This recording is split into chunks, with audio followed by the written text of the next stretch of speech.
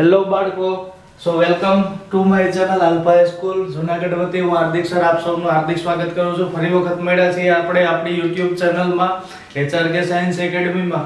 હવે લાસ્ટ લેક્ચરની અંદર આપણે અભ્યાસ કર્યો હતો ચેપ્ટર નંબર 14 વિશે. ચેપ્ટર નંબર 14 કયો હતો? નૈસર્ગિક સ્ત્રોતો, નેચરલ રિસોર્સિસ. એમાં છેલ્લે વાત કરી હતી આપણે પાણીના પ્રદૂષણની, જેને આપણે જળ પ્રદૂષણના નામથી ઓળખતા હતા. કેવી કેવી હાનિકારક અસરો થાય અને આ હાનિકારક અસરો થી સજીવ સૃષ્ટિ ઉપર, મતલબ કે જળ સૃષ્ટિ છે અથવા તો સ્થળજ સજીવ સૃષ્ટિ છે, એના ઉપર કેવી કેવી ખરાબ અસરો થાય એના વિશેની ચર્ચા કરી હતી. હવે આજે આપણે ભણવાનું છે ચેપ્ટરના છેલ્લા ટોપિક્સ, જેની અંદર સમાવેશ થાય છે જૈવ ભૂ રાસાયણિક ચક્રો. એની અંદર 4 ચક્રો ભણવાના છે. એક છે જલ ચક્ર, નાઇટ્રોજન ચક્ર, કાર્બન ચક્ર અને ઓક્સિજન ચક્ર. મતલબ એવો થાય કે આપણે આપણા છેલ્લા લેક્ચર્સ તરફ આગળ વધી રહ્યા છે. આજના લેક્ચરની અંદર આપણે 2 ચક્ર પૂરા કરવાના છે, એક જલ ચક્ર અને બીજું નાઇટ્રોજન ચક્ર. કાલે ઓક્સિજન અને કાર્બન ચક્ર અને આપણો સિલેબસ પૂરો થશે. ઓકે, તો આપણે વાત કરીએ જૈવ ભૂ રાસાયણિક ચક્રની કે જૈવ ભૂ રાસાયણિક ચક્રનો અર્થ શું થાય. જૈવ ભૂ રાસાયણિક ચક્રનો અર્થ થાય કે જીવાવરણની અંદર આવેલા હોય 2 ઘટકો. જીવાવરણની અંદર આવેલા હોય મુખ્ય 2 ઘટકો.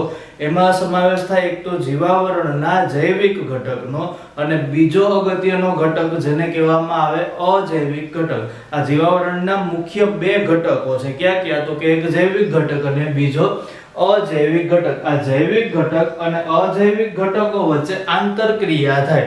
મતલબ કે જૈવિક ઘટકો છે પોતાના પોષણ માટે અથવા તો પોતાના શરીરમાં થતી કોઈ ચોક્કસ ક્રિયાઓ માટે આ અજૈવિક ઘટકોનો ઉપયોગ કરે, જેને કહેવામાં આવે આંતરક્રિયા. આ આંતરક્રિયા દ્વારા જીવાવરણમાં જૈવિક ઘટકો અને અજૈવિક ઘટકો વચ્ચે આપલેની શરૂઆત થાય. આપલેની શરૂઆત થાય એને કહેવામાં આવે જીવાવરણનું ગતિશીલ થવું. એને કહેવામાં આવે જીવાવરણનું ગતિશીલ થવું અથવા તો સ્થાયી થવું. કેવું?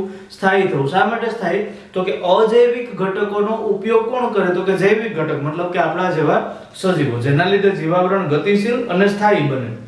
કે આ રોટેશન સતત ને સતત ચાલુ રહેશે. આ રોટેશન સતત ને સતત કેવું રહે? ચાલુ રહે. કોઈ ચોક્કસ રાસાયણિક પ્રક્રિયા દ્વારા, ઉદાહરણ તરીકે ખોરાક ખાઈએ તો ખોરાક ખાઈએ તો પાચનની શરૂઆત થાય. પાચન જે રાસાયણિક પ્રક્રિયા છે જેની અંદર સમાવેશ થાય હાઇડ્રોક્લોરિક એસિડનો, શ્લેષ્મનો અથવા તો બીજા ઘણા બધા અંતઃસ્ત્રાવોનો, કે જે ખોરાકના કણ અને આ અંતઃસ્ત્રાવો વચ્ચે રાસાયણિક પ્રક્રિયા થાય એમાંથી જુદા જુદા પાચક દ્રવ્યો બને. તો આવી એક રાસાયણિક પ્રક્રિયા છે. જો કે એ તો આપણે પાચનની વાત કરીએ, બાકી વાતાવરણના જૈવિક અને અજૈવિક ઘટકો વચ્ચે આ પ્રક્રિયા થાય. એટલે વાતાવરણ છે એ કેવું બની જાય? તો કે જીવાવરણ છે એ ગતિશીલ બને. હવે બીજું કંઈક એવું હતું કે માની લ્યો કે આ આંતરક્રિયા દ્વારા જીવાવરણના વિવિધ ઘટકો આ જીવાવરણના વિવિધ ઘટકો, આનો મતલબ થાય જૈવિક ઘટકો અને અજૈવિક ઘટકો. એમાં ખાસ કરીને જૈવિક ઘટકો દ્વારા અજૈવિક ઘટકો, ક્યાં અજૈવિક ઘટકો? તો કે એક તો નાઇટ્રોજન છે, ઓક્સિજન છે અથવા તો બીજા જુદા જુદા તત્વો, એમાં કાર્બનનો સમાવેશ થાય અને સાથે સાથે પાણીનો સમાવેશ થાય. અને બીજું છે ઉર્જા, જે ખોરાક દ્વારા પ્રાપ્ત થાય, આનું સ્થળાંતરણ થાય. આ આખી જે ચક્ર છે અથવા તો આખું જે ચકેડું બને છે એને કહેવામાં આવે કયું ચક્ર? જૈવ ભૂ રાસાયણિક ચક્ર. કે વાતાવરણના જૈવિક ઘટકો દ્વારા અજૈવિક ઘટકોનો ઉપયોગ થાય. આને આ જ અજૈવિક ઘટકો વળી પાછા ઉપયોગમાં, જે સજીવોએ ઉપયોગમાં લીધા હોય, આ મુક્ત કરે. ક્યાં? તો કે વાતાવરણની અંદર એના જૈવિક ઘટકો પોતાના મૂળ સ્વરૂપમાં વળી પાછા જૈવિક ઘટકોનો ઉપયોગ કરે. એટલે આ ક્રિયા સતત ને સતત ચાલુ રહે. આ ક્રિયાને આપલેની ક્રિયા કહેવાય. કઈ ક્રિયા કહેવામાં આવે? આપલેની ક્રિયા. તો જીવાવરણના જૈવિક ઘટકો અને અજૈવિક ઘટકો. જીવાવરણના કયા ઘટકો? તો કે જૈવિક અને અજૈવિક ઘટકો, આમની વચ્ચે આપલે થાય. શેની આપલે થાય? તો કે ચોક્કસ પદાર્થોની. એટલે આપણે આવું કહી શકીએ કે જીવાવરણના જૈવિક અને અજૈવિક ઘટકો વચ્ચે, જીવાવરણના જૈવિક અને અજૈવિક ઘટકો વચ્ચે થતી આંતરક્રિયા દરમિયાન જીવાવરણના जैविक અને અજૈવિક ઘટકોની વચ્ચે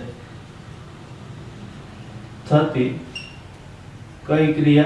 આંતરક્રિયા દરમિયાન થતી આંતરક્રિયા દરમિયાન જીવાવરણ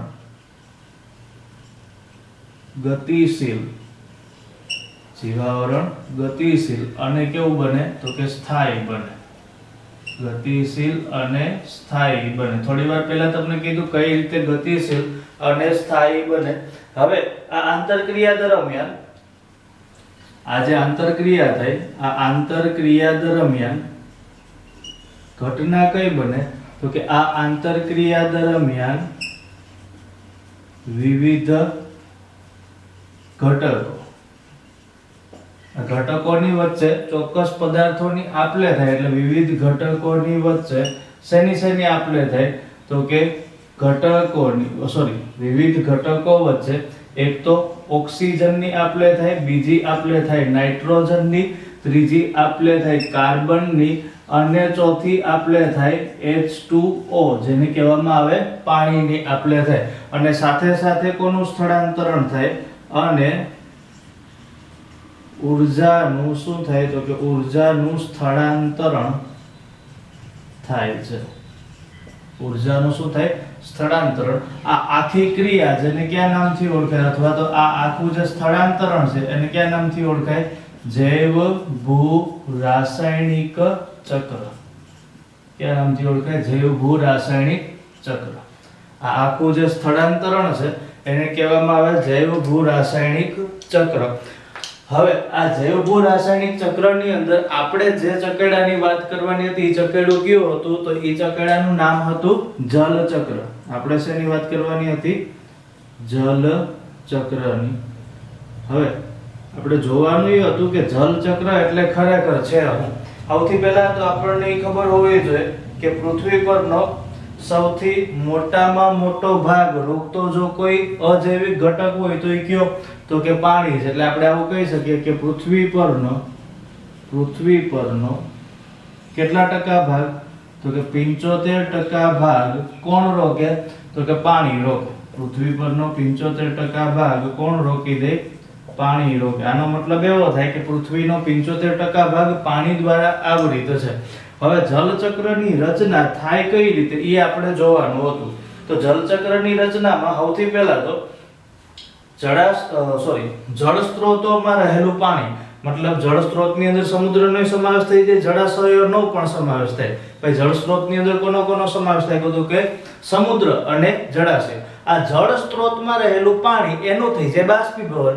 વધુ ગરમી પડવાને લીધે પાણીનું બાષ્પીભવન થાય. બાષ્પીભવન થાય એટલે એની બની જાય બાષ્પ. અને આ બાષ્પ ક્યાં જાય? તો કે હવામાં જાય. હવામાં રહેલી બાષ્પ ઠંડી પડે અને પાછી નીચે વરસાદ સ્વરૂપે આવે. એટલે થાય કઈ ઘટના? તો કે જળ સ્ત્રોતોમાં રહેલા પાણીનું બાષ્પીભવન થાય. જળ સ્ત્રોતોમાં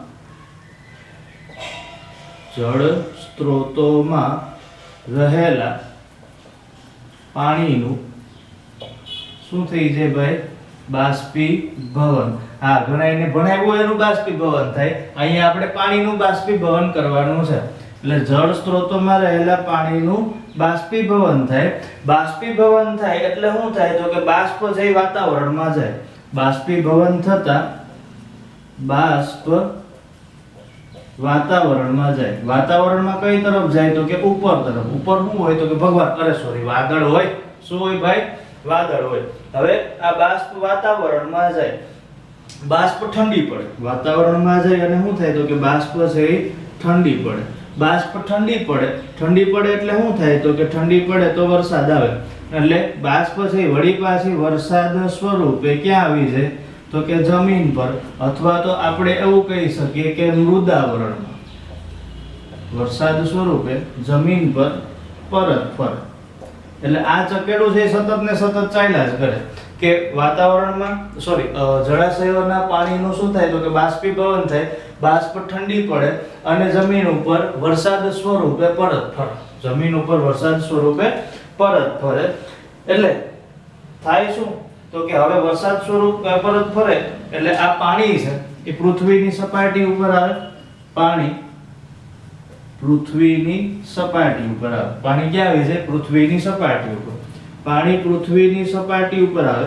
હવે જો વરસાદનું પાણી પૃથ્વીની સપાટી ઉપર આવે પછી શું થાય? તો કે વરસાદી પાણી છે કાં તો નદી મારફતે, કાં તો ઝરણા મારફતે અથવા તો જળાશયોમાં સંગ્રહિત થાય. હવે આ સપાટી ઉપર જો નદીઓમાં પાણી વહે અથવા તો નદીઓ કે ઝરણાઓમાં પાણી વહે તો નદીઓ અને ઝરણાઓ છેલ્લે કોને મળે? તો કે સમુદ્રને મળે. એટલે નદીઓ અને ઝરણાઓ મારફતે ક્યાં સમાવેશ થાય? નદીઓ અને ઝરણાઓ મારફતે સમુદ્રમાં પરત ફરે. એટલે જ્યાં હતું ત્યાં પાછું પહોંચી ગયું. આ જે ચક્ર હશે આને કયા નામથી ઓળખાય? તો કે આને કહેવામાં આવે જલ ચક્ર. તેને જલ ચક્ર કહે છે. એટલે ઘટના કે કેવી બને કે વાતાવરણની અંદર જલાવરણની અંદર અથવા તો જળાશયોમાં કે જળ સ્ત્રોતોમાં રહેલા પાણીનું શું થાય? બાષ્પીભવન થાય. કોના લીધે? તો કે સૂર્યની ગરમીના લીધે. હવે બાષ્પીભવન થયા પછી ઘટના કઈ બને? તો કે બાષ્પીભવન થાય એટલે આ બાષ્પ છે વાતાવરણમાં ઉપર તરફ જાય. બાષ્પ વાતાવરણમાં ઉપર તરફ જાય. ઉપર તરફ બાષ્પ જેમ જેમ જાય એમ બાષ્પનું સંઘનન થાય. સંઘનન થયા પછી આ પાણીનું એક ટીપું બને. પાણીનું ટીપું વજનમાં વધારે હોય એટલે અવકાશમાં મતલબ કે વાદળમાં આ સંગ્રહી શકાય નહીં. હવે જેમ ટીપાનું વજન વધે એમ વરસાદ સ્વરૂપે આ પાણીનું ટીપું પાછું ક્યાં આવે? તો કે પૃથ્વીની સપાટી ઉપર. પૃથ્વીની સપાટી ઉપર જેવું આ પાણીનું ટીપું આવે મતલબ કે વરસાદ આવે, ટીપું ન આવે પછી એક ધારું વહે. આ વખતે જોયું હતું ને એમ. એટલે આ જે વરસાદ આવે આ વરસાદ શું કરે? તો કે નદીઓ મારફતે અથવા તો ઝરણાઓ મારફતે વહી જાય. નદીઓ કે ઝરણા મારફતે આ વરસાદ સ્વરૂપે રહેલું પાણી વહી જાય. પાણી વહે એટલે બનતી ઘટના કે આ જે નદીઓ કે ઝરણાઓ છે આ નદી કે ઝરણા છેલ્લે કોને મળે? તો કે સમુદ્રને મળે. બાષ્પીભવન સૌથી વધુ ક્યાં થયું હતું? તો કે સમુદ્રની સપાટી ઉપર. આવેલું પાણી સૌથી વધુ ક્યાં સંગ્રહ થાય? તો કે પાછું સમુદ્રની સપાટીમાં. અમુક ભાગ જે જળાશયોની અંદર સંગ્રહિત થાય અથવા તો ડેમની અંદર સંગ્રહિત થાય અથવા તો કોઈ ચોક્કસ જળ સંગ્રહાલય હોય એમાં સંગ્રહિત થાય. જળ સંગ્રહાલયનો મતલબ ડેમ જ થાય. એટલે આવા જગ્યાએ સંગ્રહ થાય. બાકીનું પાણી છે વળી પાછું ક્યાં જાય? તો કે સમુદ્રમાં. જેનું હતું એને મળે. કર્મનો સિદ્ધાંત હું સમજાવવાનો નથી. કર્મનો સિદ્ધાંત નથી સમજાવવાનો, જળચક્ર તો સમજાવવાનો છું. તો પાણી સમુદ્રમાંથી વધુ પ્રમાણમાં બાષ્પીભવન પામે અને સૌથી વધુ સંગ્રહ પણ પાછો ક્યાં થઈ જાય? તો કે સમુદ્રમાં જ થાય. તો આ આખું જે ચક્ર છે એને જલચક્ર કહેવાય. આ જલચક્ર છે એ 3 આવરણને જોડે. જલચક્ર 3 આવરણને જોડે. ક્યાં ક્યાં 3 આવરણને?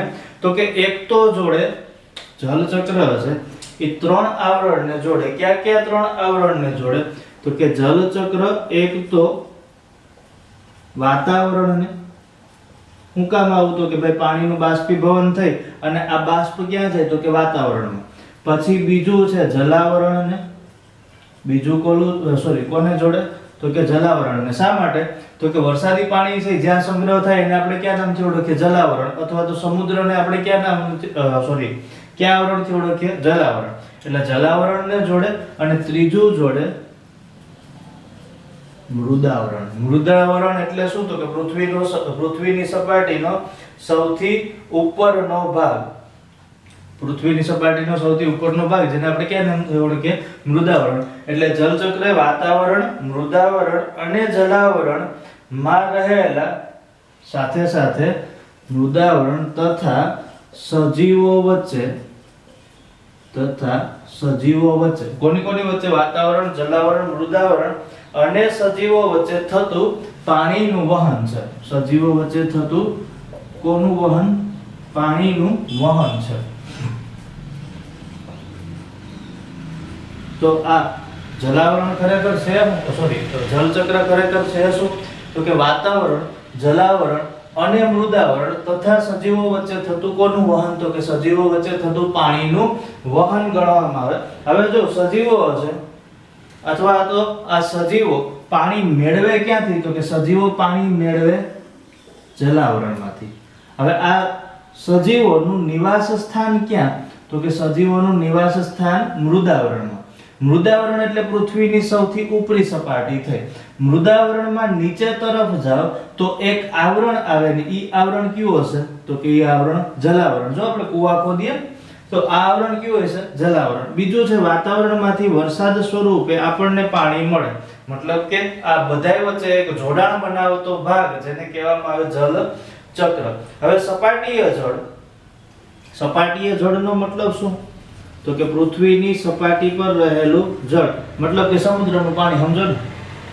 સપાટીય જળનું શું થાય? તો કે સૂર્ય ઉષ્માથી થાય બાષ્પીભવન. સૂર્ય ઉષ્માથી બાષ્પીભવન થાય. હવે સૂર્ય ઉષ્માથી બાષ્પીભવન થઈ જાય. સૂર્ય ઉષ્માથી બાષ્પીભવન થાય એટલે પાણીનું રૂપાંતરણ થઈ જાય બાષ્પમાં. પાણી છે એ શેમાં ફેરવાય? તો કે બાષ્પમાં ફેરવાય. પાણી શેમાં ફેરવાય છે? બાષ્પમાં ફેરવાય. હવે બાષ્પમાં ફેરવાય એટલે આ બાષ્પમાં ફેરવાયેલું પાણી વાતાવરણમાં જાય. સાથે સાથે બીજી એક ઘટના બને. જો વનસ્પતિ ચેપ્ટર નંબર 5 ભણ્યા હોય, સોરી, તો કદાચ તમારે હજી નથી આવ્યું, પણ વનસ્પતિમાં એક પ્રક્રિયા થાય. આ પ્રક્રિયાને કહેવામાં આવે બાષ્પોત્સર્જન. અરે રે, કઈ પ્રક્રિયા બાળકો? બાષ્પોત્સર્જન. બાષ્પોત્સર્જન એટલે શું?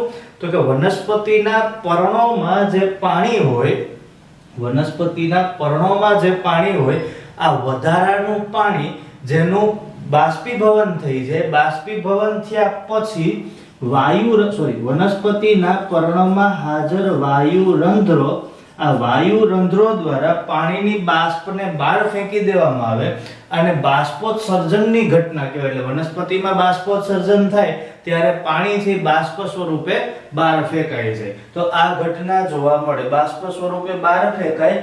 બીજી એક ઘટના તમને કહું કે જેમાં બાષ્પીભવન થાય, આ બીજી ઘટના છે સજીવો.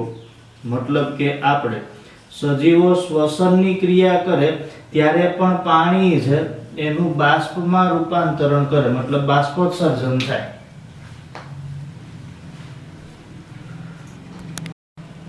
એટલે સજીવો છે એ શ્વસન દરમિયાન બાષ્પોત્સર્જનની ક્રિયા કરે. શ્વસન દરમિયાન શરીરમાંથી અથવા તો શ્વસન માર્ગમાં રહેલા પાણીનું બાષ્પમાં રૂપાંતરણ થાય. હવે આ બાષ્પનું શું થાય? તો કે આ જે બાષ્પ છે, આ બાષ્પ વાતાવરણમાં જાય. બાષ્પ ક્યાં જશે?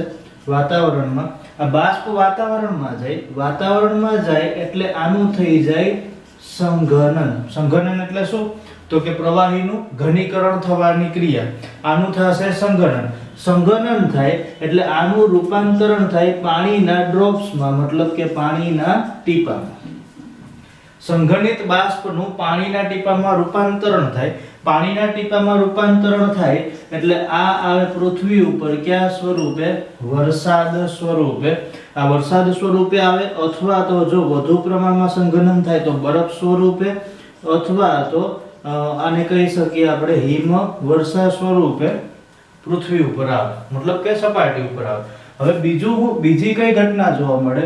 તો કે વરસાદનું પાણી છે. આ સિવાય વરસાદનું પાણી છે, તો વરસાદનું પાણી વરસાદ સ્વરૂપે આવતું પાણી, એટલે આ વરસાદી પાણી અથવા તો વરસાદ સ્વરૂપે આવતું પાણી.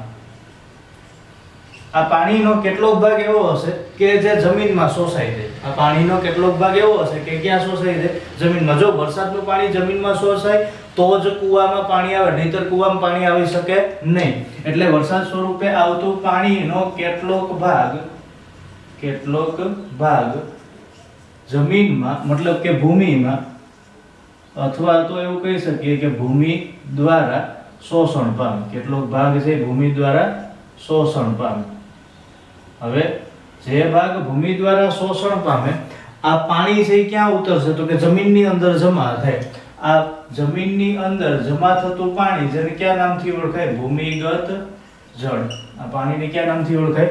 ભૂમિગત જળના નામથી ઓળખાય. એટલે વરસાદ સ્વરૂપે આવતું પાણીનો કેટલોક ભાગ છે ભૂમિ દ્વારા શોષણ પામે, અને શોષણ પામેલો ભાગ છે જમીનની અંદર સંગ્રહિત થાય, એટલે આને કહેવામાં આવે ભૂમિગત જળ. બાકીનું કેટલું પાણી છે, આ પાણી છે એનો કેટલોક ભાગ હજી એક તો આ ભૂમિમાં સમાવેશ થાય, પછી બીજો છે પાણીનો કેટલોક ભાગ જેનો સમાવેશ થાય કાં તો જળાશયોમાં અથવા તો તળાવોમાં. આ જળાશયો અથવા તો તળાવોમાં શું થાય? સંગ્રહ થાય પાણીના કેટલાક ભાગનો. અને અમુક ભાગનું પાણી છે એ નદીઓ અથવા તો ઝરણાઓ અથવા તો નહેરો મારફતે સીધું પાછું ક્યાં જાય? નહેરો મારફતે સીધું સમુદ્રમાં. અમુક ભાગનો સંગ્રહ થાય અને પાણીનો મોટો ભાગ છે નદીઓ, ઝરણાઓ અથવા તો નહેરો મારફતે સીધું કોને મળી જાય? સમુદ્રને મળે. તો આમાં થશે એવું કે જે ભાગનો જમીનમાં શોષણ થાય આ ભૂમિગત જળ, અને બાકીનું છે આ જળાશયો અને તળાવો. આ જળાશયો અને તળાવોમાં રહેલું પાણી, આનો ઉપયોગ આપણે શેના માટે કરીએ? તો કે રોજિંદા જીવનમાં કરીએ. જળાશયોમાં અને તળાવોમાં રહેલું પાણી, આનો ઉપયોગ આપણે રોજિંદા જીવનમાં પીવા માટે અથવા તો ઉપયોગ માટે કરશું. આ સિવાય જીવજંતુઓ છે એ પણ આની અંદર વસવાટ કરે અથવા તો આ જ પાણીનો ઉપયોગ શેના માટે કરશે? પીવા માટે કરે. તો આ જીવજંતુના નિવાસ સ્થાન તરીકે પણ રહેશે. બાકી છે ભૂમિગત જળ. હવે ભૂમિગત જળનો ઉપયોગ કઈ રીતે થાય? આપણે કઈ રીતે કરીએ તો આપણને ખબર જ છે, પણ વનસ્પતિ દ્વારા પણ ભૂમિગત જળનો ઉપયોગ થાય. વનસ્પતિઓ શું કરે? તો કે મૂળ દાબ દ્વારા, વનસ્પતિઓ મૂળ દાબ દ્વારા આ પાણીનું શોષણ કરે. વનસ્પતિ શેના દ્વારા શોષણ કરે? મૂળ દાબ દ્વારા. મૂળ દાબ દ્વારા મતલબ કે જમીનમાંથી મૂળ દ્વારા પાણીને ઉપર શોષે. જો પહેલા સમજો કે મૂળ દાબ એટલે શું? મૂળ દાબ એટલે શું? મૂળ દાબનો મતલબ એવો થાય કે માનો કે આ કોઈ વનસ્પતિનું પ્રકાંડ છે અને આ એના મૂળ છે. હવે મૂળ દ્વારા પાણીનું શોષણ થાય. કઈ તરફ શોષણ થાય? ઉપર તરફ. મૂળ દ્વારા પાણીનું શોષણ ઉપર તરફ થાય. મતલબ કે આ દિશાએ પાણીનું શોષણ થશે. જો આ દિશામાં હવે ઘટના કઈ કેવી બની? માનો કે પેલું મૂળ છે એ પાણીનું શોષણ કરે છે, એટલે અહીંયા પાણી છે ને શુદ્ધ પાણી સ્વરૂપે નથી ખેંચાતું, પણ કયા સ્વરૂપે ખેંચાય? આયનો સ્વરૂપે. કયા સ્વરૂપે ખેંચાય? આયનો સ્વરૂપે. એટલે અહીંયા આયન સ્વરૂપે પાણી ખેંચાય. એટલે અહીંયા શું થાય? તો કે આશ્રુતિનો તફાવત ઉત્પન્ન થાય, આયનીકરણનો તફાવત ઉત્પન્ન થાય. જેમ પાણી અહીંયાથી ખેંચાય એવી જ રીતે આ મૂળ પણ પાણી ખેંચે, એટલે વધુ ને વધુ દબાણ ઉત્પન્ન થાય. અહીંયા જે દબાણ લાગે એને કહેવામાં આવે મૂળ દાબ. ક્યાં નામથી ઓળખાય? મૂળ દાબ. એટલે વનસ્પતિઓ છે મૂળ દાબ દ્વારા પાણીને ક્યાંથી મેળવે? તો કે ભૂમિમાંથી મેળવે. પાણીને ભૂમિમાંથી મેળવે. એટલે મૂળ દાબની ક્રિયા દ્વારા પાણીને ભૂમિમાંથી મેળવે. આ સિવાય પાણીનો રોજિંદા જીવનમાં આપણે વિવિધ ક્રિયાઓની અંદર ઉપયોગ કરીએ. હવે આપણે થાય શું? તો કે પાણીનો જે ઉપયોગ થાય, આ વપરાયેલું પાણી આપણે પાછું પૃથ્વીની સપાટી મતલબ કે જમીન ઉપર જ રાખીએ. આનું આ જ પાણી વળી પાછું એનું બાષ્પીભવન થાય, વળી પાછું વાતાવરણમાં જાય, વળી પાછું મૃદાવરણમાં આવે. એટલે 3 આવરણને જલચક્ર સતત ને સતત જાળવી રાખે. બીજું પાણી છે, આ પાણીને સૌથી સારામાં સારો ઉત્તમ દ્રાવક કહેવામાં આવે. પાણી છે એને શું ગણવામાં આવે? સારામાં સારો દ્રાવક. એટલે જો આપણા શરીરમાં જોવા મળતી મોટાભાગની જૈવિક ક્રિયાઓ છે, આ જૈવિક ક્રિયાઓ પણ કયા માધ્યમમાં થાય? તો કે આ જૈવિક ક્રિયાઓ પણ જલીય માધ્યમમાં થાય. એટલે આવું કહી શકીએ કે શરીરમાં જોવા મળતી જૈવિક ક્રિયાઓ કયા માધ્યમમાં થશે? પાણીના માધ્યમમાં થાય. એટલે જૈવિક ક્રિયાઓ છે એ પણ પાણીના માધ્યમમાં થાય. શા માટે આવું થાય? તો કે આ જૈવિક ક્રિયાઓ પાણીના માધ્યમમાં થાય એની પાછળનું કારણ પાણી છે સારામાં સારો દ્રાવક છે, મતલબ કે મોટા ભાગના પદાર્થો છે પાણીમાં ઓગળે. આ સિવાય દરિયાઈ સૃષ્ટિમાં રહેતા સજીવો અથવા તો દરિયાઈ જળ સૃષ્ટિ. હવે જો દરિયાની અંદર વધારે પડતું પ્રમાણ હોય ક્ષારનું, વધારે પડતું પ્રમાણ શેનું હોય? ક્ષારનું. તો આ લોકો પ્રોટીન અથવા તો વિટામિન મેળવે કઈ રીતે? તો કે વરસાદ થાય એટલે વરસાદનું પાણી વહે નદીઓ મારફતે. નદીઓ છે એ જમીન ઉપરથી નિર્માણ પામે. નદીનું નિર્માણ ક્યાંથી થાય? જમીન ઉપરથી. એટલે આ નદીઓ પોતાની સાથે અમુક પ્રોટીન દ્રવ્યો અથવા તો અમુક જરૂરી ખનિજ દ્રવ્યોનું વહન કરે. એટલે જરૂરી ખનિજ દ્રવ્યો એટલે પૃથ્વી પર હાજર સારા ખનિજ દ્રવ્યોનું પોતાની સાથે વહન કરે, અને વહન કરીને આને કઈ તરફ લઈ જાય? તો કે દરિયા અથવા તો સમુદ્ર તરફ. અને આ ખનિજ દ્રવ્યોને પહોંચાડી દે સમુદ્ર તરફ. અને અહીંયા દરિયાઈ સજીવો આનો ઉપયોગ કરે. વળી પાછું શું થાય તો કે સૂર્યની ઉષ્મા આવે, સૂર્યની ઉષ્માને લીધે શું થાય તો કે પાણીનું બાષ્પીભવન થાય, પાણીની બાષ્પ બને, બાષ્પ જાય હવામાં મતલબ કે વાતાવરણમાં, વાતાવરણમાં સંઘનન થાય, વળી પાછો વરસાદ થાય, વળી પાછી નદી વહે, વળી પાછું દરિયે જાય, વળી પાછું બાષ્પીભવન થાય, વળી પાછે બસ એટલે આ ઘટના અથવા તો આ જે ચકેડું છે એને કયા નામથી ઓળખાય? જલ ચક્રના નામથી ઓળખાય. જે લોકો હોમવર્ક કરે છે, જે લોકો કરે, આવું કેવું પડે, શરમ આવી જોઈએ બાળકો. એટલે ટૂંકમાં હોમવર્ક માટે આ મુદ્દાઓ તમે વિડિયો પોઝ કરીને લખી લેશો. ઓકે, હવે આપણે ભણવાનું હતું બીજું જૈવ ભૂ રાસાયણિક ચક્ર, અને આ બીજું જૈવ ભૂ રાસાયણિક ચક્ર જેનું નામ હતું નાઇટ્રોજન ચક્ર. કેવું નામ હતું? નાઇટ્રોજન ચક્ર. તો આપણે વાત કરવાની હતી નાઇટ્રોજન ચક્ર વિશે. નાઇટ્રોજન વાતાવરણમાં જોવા મળતો સૌથી વધુ પ્રમાણ ધરાવતો વાયુ, જેને આપણે કયા નામથી ઓળખતા હતા? નાઇટ્રોજનના નામથી ઓળખતા હતા. વાતાવરણમાં પ્રમાણ કેટલું તો કે વાતાવરણમાં નાઇટ્રોજનનું પ્રમાણ આપણે વાત કરવાની હતી નાઇટ્રોજન ચક્ર વિશે. તો વાતાવરણની અંદર નાઇટ્રોજનનું પ્રમાણ સૌથી વધુ હોય, વાતાવરણની અંદર નાઇટ્રોજનનું પ્રમાણ સૌથી વધુ. બીજું કે આ નાઇટ્રોજન ચક્ર છે એ વાતાવરણનું સૌથી અગત્યનું પોષણ ચક્ર ગણવામાં આવે. નાઇટ્રોજનને વાતાવરણનું સૌથી અગત્યનું પોષણ ચક્ર ગણવામાં આવે. શા માટે તો કે નાઇટ્રોજન છે એના શરીરની અંદર પણ ઘણા બધા ઉપયોગ. ઉદાહરણ તરીકે ડીએનએ નું આખું નામ થાય ડીઓક્સી રિબોન્યુક્લિક એસિડ, જેના બંધારણમાં હાજર હોય એમિનો એસિડ. ડીએનએ અને આરએનએ બંનેના બંધારણની અંદર હાજર હોય એમિનો એસિડ, અને એમિનો એસિડના બંધારણનો મુખ્ય ઘટક એ નાઇટ્રોજન હોય. મતલબ એવો થાય કે ડીએનએ આરએનએ આપણા શરીર માટે નાઇટ્રોજન સૌથી અગત્યનો. બીજો છે વનસ્પતિઓ માટે સૌથી અગત્યનો પોષક દ્રવ્ય નાઇટ્રોજનને ગણવામાં આવે. આ સિવાય નાઇટ્રોજન લગભગ બધા જ સજીવો માટે સૌથી અગત્યનો ઘટક ગણવામાં આવે. એટલે નાઇટ્રોજન ચક્રને વાતાવરણના ચક્રોમાંની સૌથી અગત્યનું અને સૌથી મહત્વનું પોષણ ચક્ર ગણવામાં આવે. એટલે નાઇટ્રોજન ચક્ર વિશે એવું કહી શકાય કે નિવસન તંત્રમાં જોવા મળતું નાઇટ્રોજન ચક્ર છે એ નિવસન તંત્રનો મતલબ શું થાય તો કે એવો ભાગ કે જ્યાં સજીવો નિવાસ કરતા હોય. એટલે નિવસન તંત્રમાં જોવા મળતું સૌથી અગત્યનું કેવું ચક્ર? પોષણ ચક્ર છે. કોણ? તો કે નાઇટ્રોજન ચક્ર. નિવસન તંત્રમાં જોવા મળતું સૌથી અગત્યનું પોષણ ચક્ર કોને ગણવામાં આવે તો કે નાઇટ્રોજન ચક્રને. એટલે નાઇટ્રોજન ચક્ર છે નિવસન તંત્રમાં જોવા મળતું સૌથી અગત્યનું પોષણ ચક્ર. શા માટે તો કે તમામ સજીવો માટે પાયાનો ઘટક જો કોઈ હોય તો એ કયો તો કે નાઇટ્રોજન. શા માટે પાયાનો ઘટક? આપણા ડીએનએ ના બંધારણમાં, પછી અમુક બેક્ટેરિયાઓ છે કઠોળમાં અથવા તો બીજી ઘણી જગ્યાએ બેક્ટેરિયા જોવા મળે કે જે જરૂરી હોય. તો આ બધા જના બંધારણનો પાયાનો એકમ નાઇટ્રોજનને ગણવામાં આવે. એટલે નિવસન તંત્રનું સૌથી અગત્યનું પોષણ ચક્ર કોને ગણવામાં આવે? નાઇટ્રોજનને. અને નાઇટ્રોજન ધંધે પણ લગાડી દે ઘણી વખત. નાઇટ્રોજન ઘણી વખત ધંધે પણ લગાડે. પણ સૌથી અગત્યનું ચક્ર કયું? નાઇટ્રોજન ચક્ર. આપણે જોઈએ કે વાતાવરણની અંદર નાઇટ્રોજનનું પ્રમાણ અને મહત્વ કેટલું. વાતાવરણમાં નાઇટ્રોજનનું પ્રમાણ અને મહત્વ. કદાચ નાઇટ્રોજનનું પ્રમાણ તમને બધાને ખબર હશે બાળ મિત્રો. કેટલું હોય વાતાવરણની અંદર?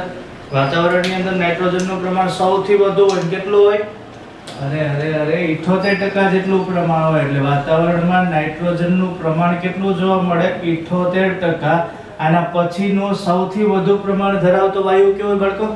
ઓક્સિજન વાયુ. કેટલું પ્રમાણ હોય? 21% જેટલું. એના પછીનું પ્રમાણ અરે ભાઈ ગમે એ ધરાવતો હવે 78 ને 99 તો થઈ ગયા, પછી 1% ગમે કૂદકા મારે આપણને હું ફેર પડે. ટૂંકમાં નાઇટ્રોજનનું વાતાવરણની અંદર પ્રમાણ જોવા મળશે 78%.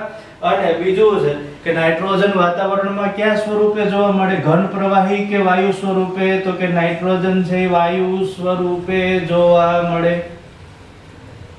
તો નાઇટ્રોજન વાતાવરણમાં વાયુ સ્વરૂપે જોવા મળે.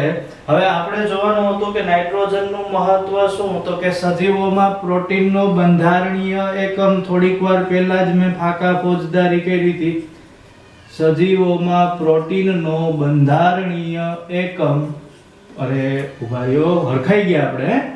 બંધારણીય એકમ, પ્રોટીનનો બંધારણીય એકમ ગણવામાં આવે એમિનો એસિડને.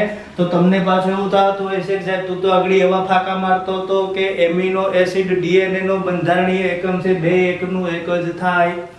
તો પ્રોટીનનો બંધારણીય એકમ ગણવામાં આવે એમિનો એસિડ.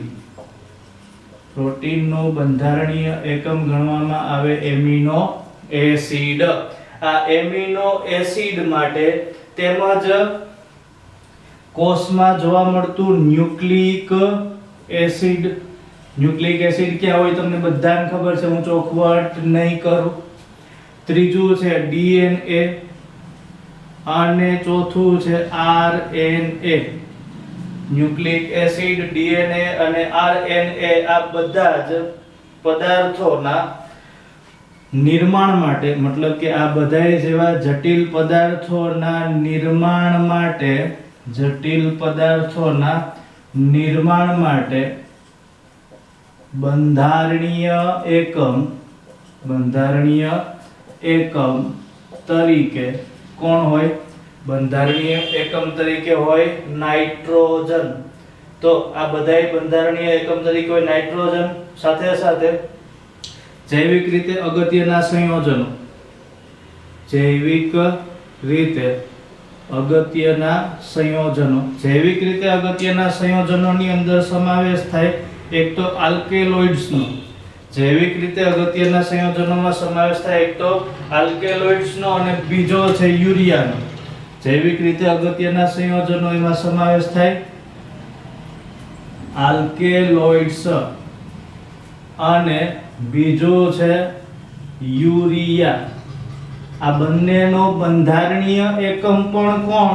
તો કે બંનેનો બંધારણીય એકમ એટલે નાઇટ્રોજન. તો સજીવમાં નાઇટ્રોજનનું પ્રમાણ, વાતાવરણમાં નાઇટ્રોજનનું પ્રમાણ અને મહત્વ ક્યુ અથવા તો પ્રમાણ કેટલું અને મહત્વ કેવું? તો પ્રમાણ કેટલું હશે? 78% જેટલું પ્રમાણ નાઇટ્રોજનનું, મતલબ કે સૌથી વધુ પ્રમાણ જેટલું ધરાવતો વાયુ જે કયો હોય? નાઇટ્રોજન વાયુ હોય. વાતાવરણની અંદર નાઇટ્રોજન કયા સ્વરૂપે જોવા મળે? તો કે વાયુ સ્વરૂપે જોવા મળે. બીજું ક્યાં ક્યાં મહત્વ ધરાવે? તો કે બધે મહત્વ ધરાવે. કઈ રીતે? તો કે સજીવમાં જોવા મળતો પ્રોટીનનો બંધારણીય એકમ એમિનો એસિડ, સાથે સાથે ન્યુક્લિક એસિડ, આ સિવાય DNA, RNA, deoxyribonucleic acid, ribonucleic acid જેવા જટિલ પદાર્થોના નિર્માણનો બંધારણીય એકમ કોને ગણવામાં આવે? નાઇટ્રોજનને. સાથે સાથે જૈવિક રીતે અગત્યના સંયોજનો, મતલબ કે શરીરમાં જૈવિક ક્રિયાઓ માટે અગત્યના સંયોજનો. આ સંયોજનોમાં એક તો આલ્કેલોઇડ્સ અને બીજું છે યુરિયા. આ યુરિયા અને આલ્કેલોઇડ્સનો બંધારણીય એકમ પણ કોને ગણવામાં આવે? તો કે નાઇટ્રોજનને ગણવામાં આવે. હવે નાઇટ્રોજનનું સ્થાપન વાતાવરણની અંદર થાય કઈ રીતે? આપણે જોવાનું હતું કે નાઇટ્રોજનનું સ્થાપન વાતાવરણની અંદર થાય કઈ રીતે. તો કે નાઇટ્રોજનનું સ્થાપન વાતાવરણની અંદર કઈ રીતે થાય અને શા માટે થાય?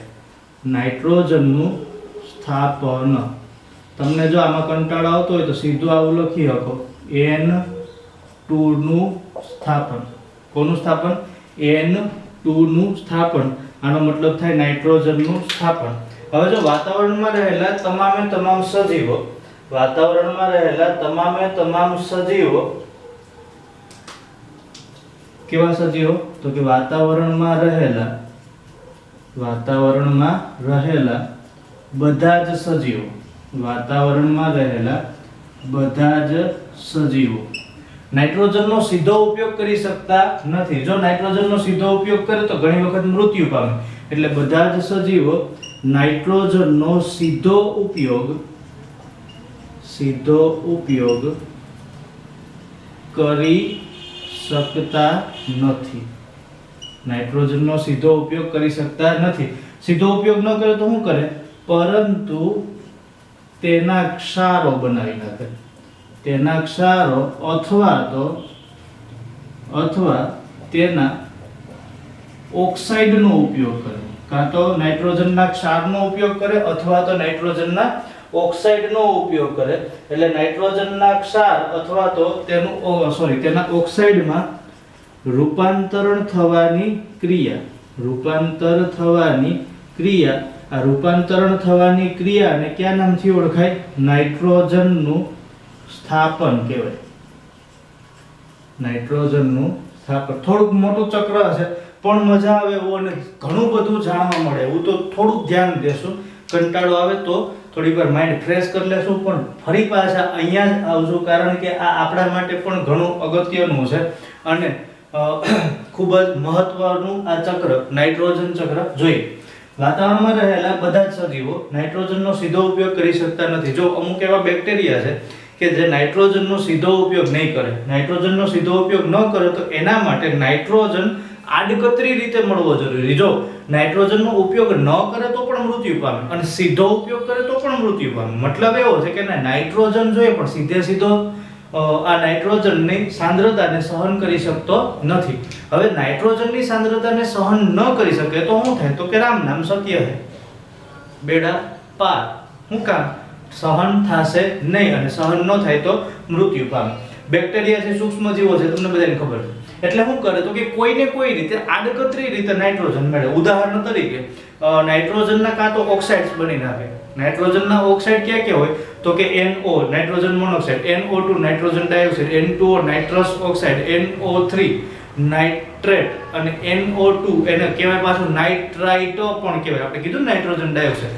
અથવા તો N2O નાઇટ્રોજન પેન્ટોક્સાઇડ. એટલે અહીંયા ખરેખર આપણે નાઇટ્રોજન ચક્રની જ્યારે વાત કરશું અને સજીવો જે નાઇટ્રોજનને ગ્રાહ્ય કરે, મતલબ કે સ્વીકારે, એની અંદર નાઇટ્રાઇટ્સ હોય અને નાઇટ્રેટ્સ હોય. NO2 No2 No3 બે હોય, NO2 અને NO3. તો આ નાઇટ્રોજનને ઓક્સાઇડના સ્વરૂપમાં સ્વીકારે અથવા તો ક્ષારના સ્વરૂપમાં સ્વીકારે. ઓક્સાઇડના સ્વરૂપમાં કે ક્ષારના સ્વરૂપમાં સ્વીકારવાની ક્રિયા જેને કહેવામાં આવે નાઇટ્રોજનનું સ્થાપન થવું, જેને કયા નામથી ઓળખાય? નાઇટ્રોજનનું સ્થાપન કહેવાય. નાઇટ્રોજનનું સ્થાપન છે એ બે રીતે થાય. નાઇટ્રોજનનું સ્થાપન કેટલી રીતે થાય? તો કે નાઇટ્રોજનનું સ્થાપન બે રીતે થાય. કેટલી રીતે થાય? બે રીતે. એક રીત છે જેને કહેવામાં આવે જૈવ નાઇટ્રોજનનું સ્થાપન. બીજી રીત છે જેને કહેવામાં આવે નાઇટ્રોજનનું રાસાયણિક રીતે સ્થાપન. બીજી રીત છે કયા નામથી ઓળખવામાં આવે? નાઇટ્રોજનનું રાસાયણિક સ્થાપન. આપણે પહેલા વાત કરશું રાસાયણિક સ્થાપન. નાઇટ્રોજનનું કેવું સ્થાપન? રાસાયણિક સ્થાપન. તો નાઇટ્રોજનનું રાસાયણિક સ્થાપન થાય કઈ રીતે? તો કે રાસાયણિક સ્થાપન માટે તમને ખબર હોય તો આકાશની અંદર વીજળીના ચમકારા થાય. આકાશની અંદર વીજળીના ચમકારા થાય. આ વીજળીના ચમકારામાં ખરેખર વીજળીનો જ્યારે ચમકારો થાય તો એકદમ ઊંચું તાપમાન હોય, એકદમ ઊંચું દબાણ હોય. એકદમ ઊંચું તાપમાન અને એકદમ ઊંચા દબાણે નાઇટ્રોજન વાયુનું રૂપાંતરણ થઈ જાય કાં તો નાઇટ્રાઇટમાં અથવા તો રૂપાંતરણ થઈ જાય નાઇટ્રેટમાં. કાં તો નાઇટ્રાઇટમાં રૂપાંતરણ થાય અથવા તો શેમાં રૂપાંતરણ થઈ જાય? નાઇટ્રેટમાં.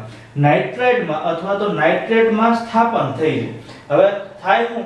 તો કે આ જે ઓક્સાઇડ છે, ઓક્સાઇડ ક્યાં તો કે એક તો NO2 અથવા તો NO3 ક્યાં ભળી જાય? તો કે આ ઓક્સાઇડ છે પાણીમાં ભળી જાય.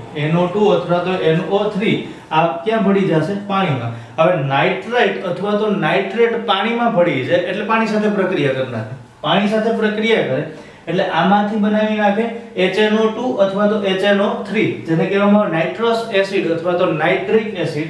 અને આ નાઇટ્રસ એસિડ અને નાઇટ્રિક એસિડને એકદમ મંદ એસિડ ગણવામાં આવે. આ વરસાદ સ્વરૂપે સીધા જમીન ઉપર આવે. વરસાદ સ્વરૂપે જમીન ઉપર આવે એટલે જમીનની અંદર ભળી જાય અને પછી જે સજીવો સીધો નાઇટ્રોજનનો ઉપયોગ નતા કરી શકતા એ HNO3 માંથી કે HNO2 માંથી નાઇટ્રોજનનો ઉપયોગ કરે. એટલે નાઇટ્રોજનનું સ્થાપન પહેલું કયું કહેવામાં આવે? રાસાયણિક સ્થાપન. અને રાસાયણિક સ્થાપન એમાં કઈ રીતે થાય? તો કે રાસાયણિક સ્થાપનમાં થવો જોઈએ આકાશમાં વીજળીનો ચમકારો. આકાશમાં વીજળીના ચમકારા થાય. આકાશમાં વીજળીના ચમકારા થવાને લીધે ઘટના કઈ બને? તો કે વીજળીના ચમકારા થવાને લીધે વાતાવરણીય નાઇટ્રોજન કેવું આવ્યું? વાતાવરણીય નાઇટ્રોજન. આ વાતાવરણીય નાઇટ્રોજનનું ઊંચા તાપમાને વાતાવરણીય નાઇટ્રોજનનું ઊંચા તાપમાને અને ઊંચા દબાણ, ઊંચા તાપમાને અને ઊંચા દબાણે શેમાં રૂપાંતરણ થાય? NO2. આને કહેવામાં આવે નાઇટ્રાઇટ. NO2 જેને કહેવામાં આવે નાઇટ્રાઇટ. અને બીજું રૂપાંતરણ શેમાં થાય? NO3. આ NO3 આને કહેવામાં આવે નાઇટ્રેટ. આને કહેવામાં આવે નાઇટ્રેટ. માં શું થઈ જાય? રૂપાંતરણ થાય. ઊંચા તાપમાને અને ઊંચા દબાણે નાઇટ્રાઇટ અને નાઇટ્રેટમાં રૂપાંતરણ થાય. પછી શું થાય? તો કે આ નાઇટ્રેટ અને નાઇટ્રેટ, નાઇટ્રેટ અને નાઇટ્રાઇટ આ બંને શેમાં ભળી જાય? તો કે વાતાવરણમાં રહેલા પાણી સાથે ભળી જાય. એટલે આ ઓક્સાઇડ છે પાણીમાં દ્રાવ્ય થઈ જાય. આ ઓક્સાઇડ શેમાં દ્રાવ્ય થાય? તો કે આ ઓક્સાઇડ પાણીમાં દ્રાવ્ય થાય. દ્રાવ્ય થયાનો મતલબ શું થાય? ઓગળી જાય. કયા કયા ઓક્સાઇડ? NO2 જેને કહેવામાં આવે નાઇટ્રાઇટ અને બીજો કયો ઓક્સાઇડ? NO3 જેને કહેવામાં આવે નાઇટ્રેટ. બંને પાણીમાં ભળી જાય. મતલબ કે જે ઉપર વાદળા હતા, વાદળાના પાણીની અંદર આ બે ઓક્સાઇડ ભળી જાય. ક્યાં ક્યાં? NO2 અને NO3 બે દ્રાવ્ય થઈ જાય.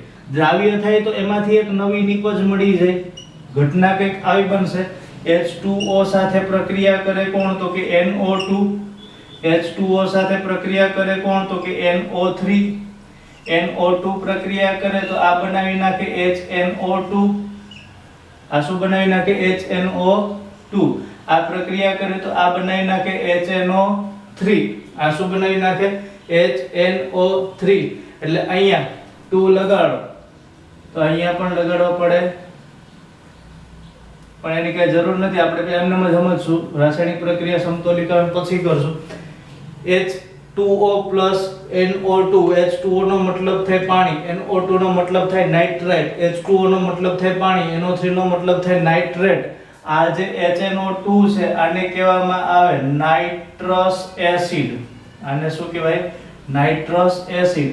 અને HNO3 છે એને કહેવામાં આવે નાઇટ્રિક એસિડ. આને કયા નામથી ઓળખાય? Nitric acid. કયા નામથી ઓળખશો? નાઇટ્રિક એસિડના નામથી ઓળખાય. તો આ થઈ જાય નાઇટ્રિક એસિડ અને બીજું બની જાય નાઇટ્રસ એસિડ. એટલે નાઇટ્રોજનના ઓક્સાઇડ પાણી સાથે ભળીને આવી નિપજો બનાવે. તો દ્રાવ્ય થઈ અને એક બનાવે નાઇટ્રસ એસિડ, એક બનાવે નાઇટ્રસ એસિડ અને બીજું બનાવે નાઇટ્રિક એસિડ બનાવે છે.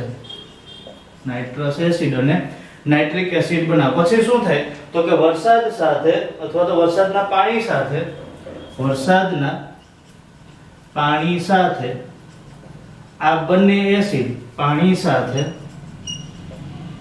પેલા આવે મૃદાવરણમાં અને પછી જાય જલાવરણમાં પ્રવેશ કરે. પેલા મૃદાવરણમાં અને પછી ક્યાં પ્રવેશ કરે? તો કે જલાવરણમાં પ્રવેશ કરે. હવે મૃદાવરણમાં પ્રવેશ કરે તો મૃદાવરણમાં હાજર સજીવો કે જે સીધો નાઇટ્રોજનનો ઉપયોગ નથી કરતા, આ પણ નાઇટ્રોજનનો ઉપયોગ કરશે. જલાવરણમાં આવે તો જલાવરણમાં મતલબ કે જળ સૃષ્ટિમાં રહેતા સજીવો કે જે સીધો નાઇટ્રોજનનો ઉપયોગ કરી શકતા નથી, આવા સજીવો પણ શું કરશે? તો કે નાઇટ્રોજનનો ઉપયોગ કરી, નાઇટ્રોજનનો ઉપયોગ કરશે. શેમાંથી ઉપયોગ કરશે? તો કે આ બંને એસિડમાંથી. કયા બંને એસિડ? તો કે એક છે નાઇટ્રસ એસિડ. કયું એસિડ? Nitrous acid. અને બીજું છે નાઇટ્રિક એસિડ.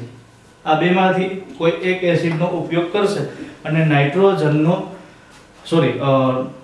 નાઇટ્રોજનના ક્ષારનું રૂપાંતરણ શેમાં કરી નાખે? નાઇટ્રોજનમાં. એના પછી છે નાઇટ્રોજનનું જૈવિક રીતે સ્થાપન.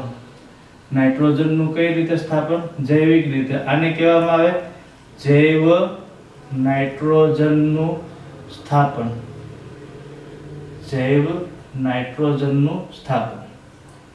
જૈવ નાઇટ્રોજનનું સ્થાપન એટલે શું ભાઈ? જૈવ નાઇટ્રોજનનું સ્થાપન એટલે એ સાંભળો. જૈવ નાઇટ્રોજનનું સ્થાપન. જૈવ એટલે કેવા ઘટકો? કે જેને આપણે કયા ઘટકો કહીએ? સજીવો. જેને આપણે કયા ઘટકો કહીએ? સજીવો. બાકી નાઇટ્રોજન સ્થાપન. હવે બીજી વસ્તુ, આ નાઇટ્રોજનના સ્થાપનની કેટલામી રીત? તો કે બીજી રીત છે. એટલે હું આવું કહી શકું, આ નાઇટ્રોજનના સ્થાપનની બીજી રીત. આ કઈ હતી? પહેલી રીત. કઈ રીતે થાય સમજીએ. કાયમી આકાશમાં વીજળીના ચમકારા થશે નહીં, નહીતર તો બાળકો ડરી જાય. કાયમી વીજળીના ચમકારા થાય તો રોજ કોકને ને કોકને ઘેર બાળકો રડે. એટલે ભગવાનને ખબર છે કે આ ધંધો કાયમી કર્યા જેવો છે નહીં, એટલે કાયમી વીજળીના ચમકારા થતા નથી. તો કાયમી નાઇટ્રોજન વાયુનું ઊંચા દબાણે અને ઊંચા તાપમાને નાઇટ્રોજનના ઓક્સાઇડમાં રૂપાંતરણ નહીં થાય, તો કાયમી નાઇટ્રિક એસિડ નહીં બને, કાયમી વરસાદ નહીં થાય. એટલે આ છે ને ખૂબ જ ઓછા પ્રમાણમાં મળે. રાસાયણિક રીતે નાઇટ્રોજનનું સ્થાપન ખૂબ ઓછા પ્રમાણમાં થાય. પણ આ જે ધંધા છે ને કાયમી થાય. શું કામ ખબર? કારણ કે અહીંયા નાઇટ્રોજનનું સ્થાપન સજીવો દ્વારા. અહીંયા નાઇટ્રોજનનું સ્થાપન કોના દ્વારા થાય? સજીવો દ્વારા. અને સજીવો દ્વારા નાઇટ્રોજનનું સ્થાપન થાય એમાં શું થાય? તો કે સજીવો દ્વારા નાઇટ્રોજનનું સ્થાપન રાસાયણિક રીતે નાઇટ્રોજન કરતા અનેક ગણું છે.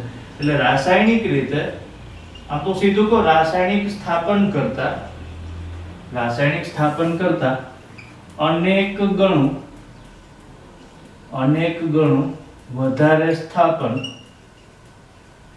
કઈ રીતે થાય? જૈવિક રીતે થાય. કોણ કરે? તો કે અમુક બેક્ટેરિયા. આ બેક્ટેરિયામાં સમાવેશ થાય સિંબી કુળની વનસ્પતિ. કેવી વનસ્પતિ? સિંબી કુળની વનસ્પતિ. આ સિંબી કુળની વનસ્પતિઓ. આ સિંબી કુળની વનસ્પતિનો મતલબ થાય બાળકો કઠોળ.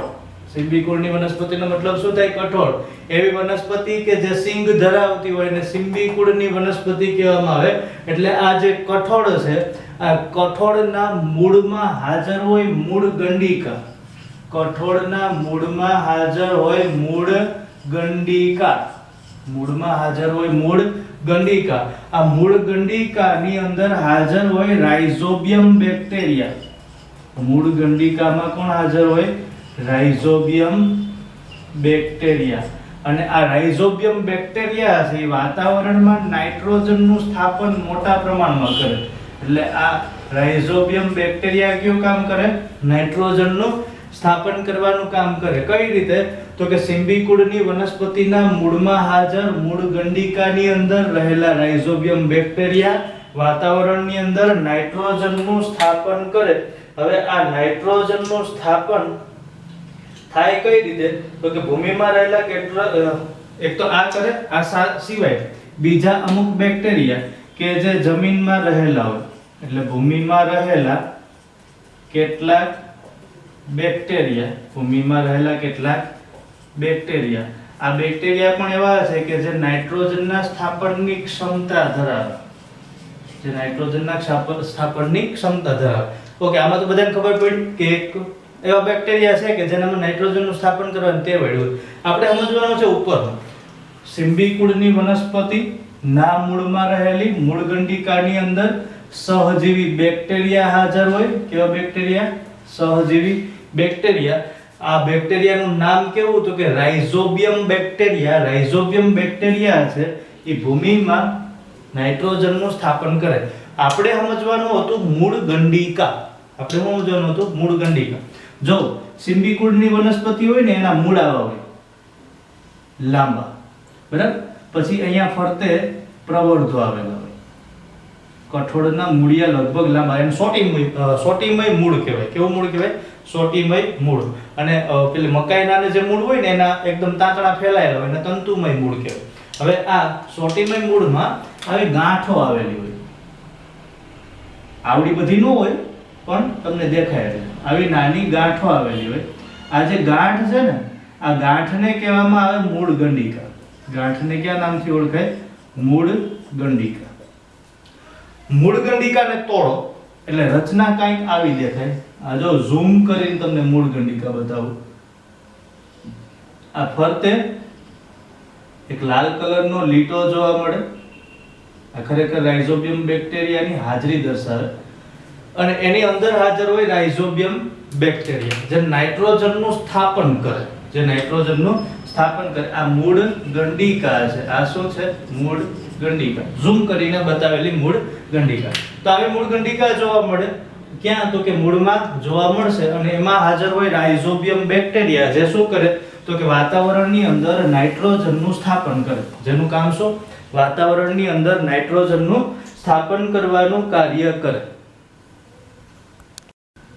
હવે આ જે બેક્ટેરિયા છે એ ભૂમિમાં નાઇટ્રોજનનું સ્થાપન કરવાની ક્ષમતા ધરાવે. પછી શું થાય? તો કે આ બેક્ટેરિયાઓનું એક મુખ્ય કામ કયું કરે? તો કે આ જે બેક્ટેરિયાઓ છે, આ બેક્ટેરિયા વાતાવરણના નાઇટ્રોજનનું કરી નાખે એમોનિફિકેશન. વાતાવરણના નાઇટ્રોજનનું શું કરી નાખે? એમોનિફિકેશન. એટલે આ બેક્ટેરિયા દ્વારા વાતાવરણના નાઇટ્રોજનનું મતલબ N2 નું થઈ જાય એમોનિફિકેશન.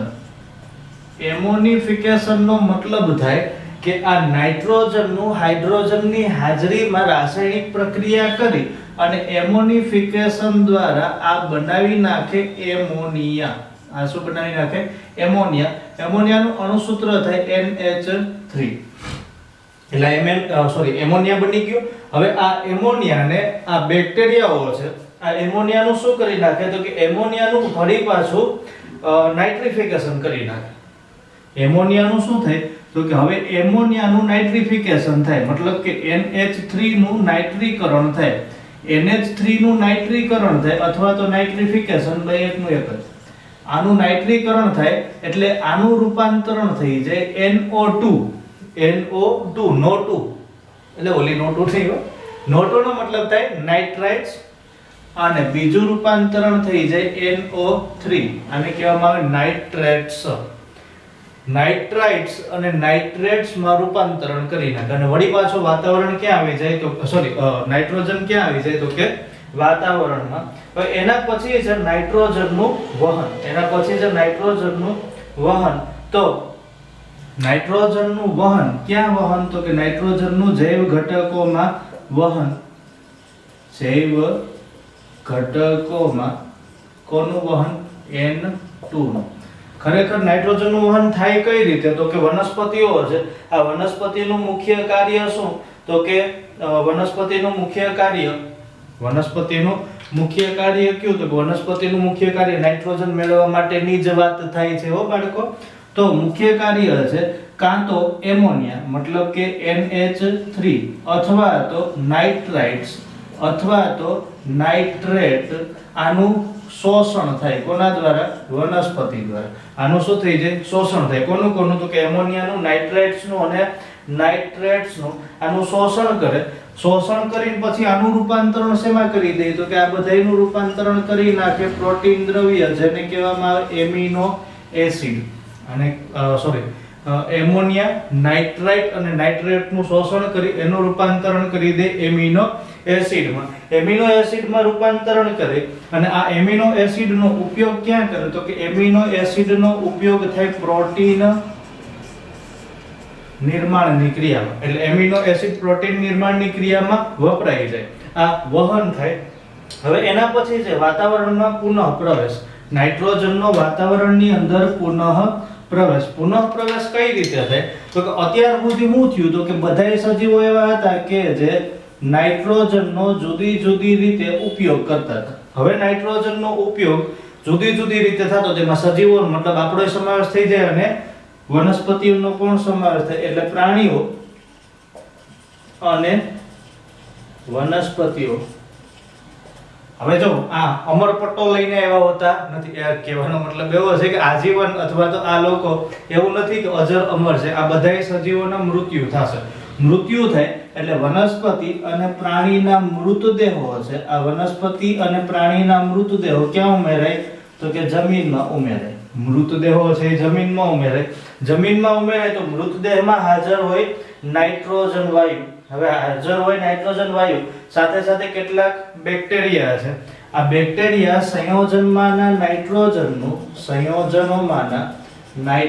એટલે પ્રાણી શરીરના સંયોજનોમાં હાજર હોય નાઇટ્રોજન આનું કરી નાખે નાઇટ્રીકરણ. નાઇટ્રોજનનું શું કરી નાખે તો કે નાઇટ્રીકરણ અથવા તો એનું પરિવર્તન કરી નાખે. પરિવર્તન કરી નાઇટ્રોજનનું સંયોજનમાંથી નાઇટ્રોજનમાં પરિવર્તન કરી અને આને પાછા ક્યાં ભેળવી દે તો કે ભૂમિમાં. મતલબ જ્યાંથી લીધું ત્યાં પાછું દઈ પછી વેતા. મતલબ કે જ્યાંથી લીધું ત્યાં આપી દેવાનું. કહેવાનો મતલબ એવો છે કે પ્રાણી અને વનસ્પતિના મૃતદેહો છે એ જમીનમાં ઉમેરે. પ્રાણી અને વનસ્પતિના મૃતદેહો જમીનમાં ઉમેરાય એટલે પ્રાણી અને વનસ્પતિના મૃતદેહમાં હાજર અમુક સંયોજનોમાં બેક્ટેરિયા સાથે પ્રક્રિયા થાય સંયોજનોની. એટલે આ સંયોજનોનું રૂપાંતરણ શેમાં કરી દે તો કે નાઇટ્રોજનમાં. અને આ નાઇટ્રોજન પાછો આ બેક્ટેરિયાઓ ક્યાં છૂટા કરી દે તો કે જમીનમાં છૂટા કરી દે. અને એના પછી છે છેલ્લો ટોપિક, અને આ નાઇટ્રોજન ચક્રનો છેલ્લો ટોપિક જેને કહેવામાં આવે ડીનાઇટ્રિફિકેશન. કયા નામથી ઓળખાય? ડીનાઇટ્રિફિકેશન. ડીનાઇટ્રિફિકેશનનો અર્થ કંઈક એવો થાય કે નાઇટ્રોજનનું પાછું વાતાવરણમાં મુક્ત કર. કહેવાનો મતલબ એવો છે ડીનાઇટ્રિફિકેશન એટલે હું જુદા જુદા સંયોજન બન્યા. પહેલા વાતાવરણીય નાઇટ્રોજન હતો, હવે એનું જુદું સંયોજન બન્યું નાઇટ્રેટ્સ, નાઇટ્રાઇટ અથવા તો એમોનિયા. એનું વળી પાછું નાઇટ્રોજનમાં રૂપાંતરણ કરવું જેને કહેવામાં આવે ડીનાઇટ્રિફિકેશનની પ્રક્રિયા. આ પ્રક્રિયામાં ભાગ લે અમુક બેક્ટેરિયા. અને આ બેક્ટેરિયાનું નામ છે સ્યુડોમોનાસ બેક્ટેરિયા. કેવા બેક્ટેરિયા? Pseudomonas bacteria. આ સ્યુડોમોનાસ બેક્ટેરિયા એનું મુખ્ય કાર્ય શું હોય તો કે સ્યુડોમોનાસ બેક્ટેરિયાનું મુખ્ય કાર્ય હોય કે આ નાઇટ્રોજનના રૂપાંતરણો, એક હતું NO2 જેને કીધું હતું નાઇટ્રાઇટ અને બીજું હતું NO3 જેને કીધું હતું નાઇટ્રેટ. આ નાઇટ્રાઇટ અને નાઇટ્રેટનું રૂપાંતરણ શેમાં કરી દે? N2 માં. મતલબ કે નાઇટ્રોજનમાં રૂપાંતરણ કરવાનું કામ કરાવી દે. કોણ? તો કે બેક્ટેરિયા. એટલે અહીંયાથી વળી પાછો નાઇટ્રોજનનો વાતાવરણની અંદર પુનઃ પ્રવેશ થાય. નાઇટ્રેટ અને નાઇટ્રેટનું રૂપાંતરણ કરે અને વાતાવરણમાં પુનઃ પ્રવેશ થાય. તો આખી ઘટના દરમિયાન બન્યું કંઈક એવું કે નાઇટ્રોજનમાંથી બની ગયા નાઇટ્રાઇટ બન્યા અથવા તો બીજું બન્યું તો નાઇટ્રેટ. નાઇટ્રોજનમાંથી શું બન્યું તો કે એક તો નાઇટ્રાઇટ બન્યા અથવા તો બીજું બન્યું નાઇટ્રેટ. હવે આ નાઇટ્રાઇટ અને નાઇટ્રેટનું થયું એમોનિફિકેશન થયું તો એમાંથી બની ગયો શું તો કે એમોનિયા બન્યું. એમોનિફિકેશન દરમિયાન એક નિપજ મળી કે જેને કીધું હતું એમોનિયા. અથવા તો આ નાઇટ્રાઇટ અને નાઇટ્રેટ શરૂઆતમાં તમને કીધું હતું પાણીમાં ભળે તો એમાંથી બનાવી નાખે સાદા અણુ હશે ના તો કે નાઇટ્રસ એસિડ અથવા તો નાઇટ્રિક એસિડ. શેના સાદા અણુ? નાઇટ્રસ એસિડ અથવા તો નાઇટ્રિક એસિડના સાદા અણુ બનાવે. હવે આ નાઇટ્રસ એસિડ અને નાઇટ્રિક એસિડ પાણીમાં ક્ષાર સ્વરૂપે જમા થાય અને વરસાદમાં આ બંને એસિડ અથવા તો ક્ષાર છે એ મૃદાવરણમાં અથવા તો જલાવરણમાં પ્રવેશ. હવે આપણે જોવાનું હતું નાઇટ્રોજન ચક્ર. આપણે જે આખું ભણ્યાની ચક્રના સ્વરૂપે દર્શાવવાનું છે એટલા માટે આને ચક્ર કહેવાય. જલ ચક્ર દર્શાવવું જરૂરી નથી કારણ કે એમ સમજી શકાય. અહીંયા ચક્ર કઈ રીતે દર્શાવે તો નાઇટ્રોજનનું સ્થાપન કેટલી રીતે? જો ચક્ર યાદ રાખવું હેલું પણ થોડુંક ધ્યાન આપવું. નાઇટ્રોજનનું સ્થાપન વાતાવરણમાં બે રીતે થાય. એક રાસાયણિક રીતે, બીજું તો જૈવિક રીતે. રાસાયણિક રીતે સ્થાપન થાય એને હું એવું કહી શકું વાતાવરણીય. એને હું આપણે કહેશું વાતાવરણીય અથવા તો ઔદ્યોગિક નાઇટ્રોજનનું સ્થાપન. એક વાતાવરણીય અને કેવું સ્થાપન? ઔદ્યોગિક નાઇટ્રોજનનું સ્થાપન. બરાબર, અહીંયાથી આપણે શરૂઆત કરશું. હવે વાતાવરણીય અથવા તો ઔદ્યોગિક સ્થાપન થાય મતલબ વીજળીનો ચમકારો થતો તો જે કાંઈ થતું હતું. વીજળીનો ચમકારો થાય એટલે નાઇટ્રોજનનું ઊંચા દબાણે ઊંચા તાપમાને નાઇટ્રીકરણ થઈ જાય. એટલે અહીંયા જે ઘટના બને છે એને આપણે કહેશું નાઇટ્રિફિકેશન. અહીંયા જે ઘટના બને અને આપણે કયા નામથી ઓળખશું? નાઇટ્રિફિકેશન. આ ઘટનાને કહેશું નાઇટ્રિફિકેશન. નાઇટ્રિફિકેશન થાય એટલે નાઇટ્રિફિકેશન થાય તો એમાંથી કઈ કઈ નિપજો આપણને મળતી હતી તો કે નાઇટ્રિફિકેશન દરમિયાન આપણને બે નિપજો મળતી હતી. એક મળતી હતી નાઇટ્રાઇટ્સ. એક નિપજ કઈ મળતી હતી? નાઇટ્રાઇટ્સ. એક નિપજ મળે નાઇટ્રાઇટ્સ અને બીજી નિપજ કઈ મળતી હતી તો કે બીજી નિપજ મળતી હતી આ હતી નાઇટ્રેટ્સ. એક નાઇટ્રાઇટ્સ મળે અને બીજી મળે નાઇટ્રેટ્સ. હવે જ્યારે ઔદ્યોગિક અથવા તો રાસાયણિક રીતે સ્થાપન થતું હતું તો આ નાઇટ્રાઇટ્સ અને નાઇટ્રેટ્સ નું પછી શું થતું હતું તો કે નાઇટ્રાઇટ અને નાઇટ્રેટ્સ છે એનું આ બંને પાણી સાથે ભળી જતા હતા.